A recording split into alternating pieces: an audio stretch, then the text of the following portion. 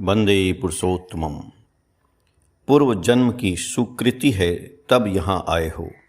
श्री श्री ठाकुर जी प्रातःकाल नए तंबू घर में बैठे हैं। उन्होंने कहा कि गाछ के नीचे बैठकर स्वयं को सशक्त करके झड़ की सृष्टि करनी होगी एवं संसार को प्लावित करना होगा।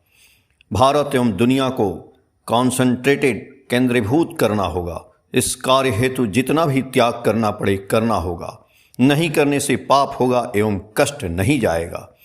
दूसरे के घोड़े पर बैठकर जितना कर सको करो।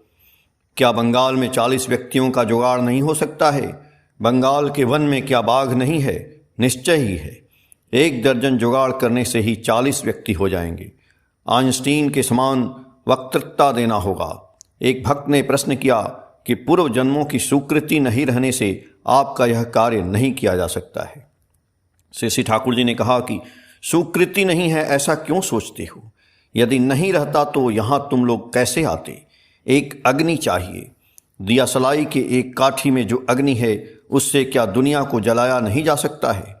क्या तुम लोगों में उतना भी अग्नि नहीं है? मनुष्य जितना कॉन्सेंट्रिक सुकेंद्रिक होगा उतनी उसमें अग्नि बढ़ेगी। पूर्व जन्म को खींच कर लाने से क्या लाभ है? हाथ में है उसी से कार्य करोगे।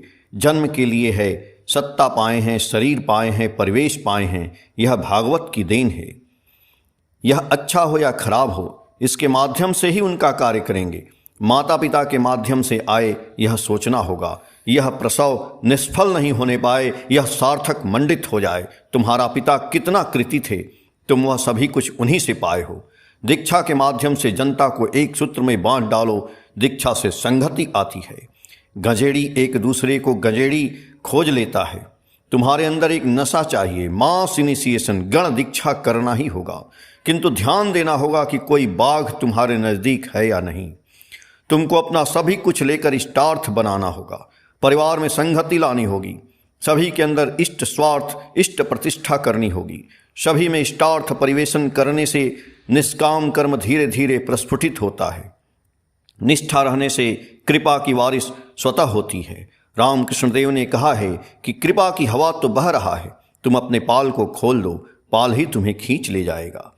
मैं केवल उन्हीं के लिए हूँ, मेरे लिए दूसरा कुछ स्वार्थ नहीं है। यही है शुद्ध भक्ति।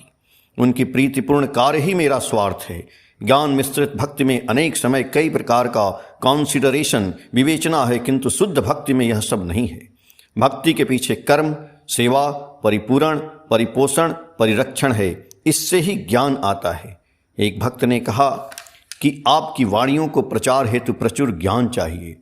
श्री श्री ठाकुर जी ने कहा कि ज्ञान अपने आप करने से आता है। आलोचना प्रसंग 20वां खंड, पृष्ठ संख्या 22-23। जय गुरु।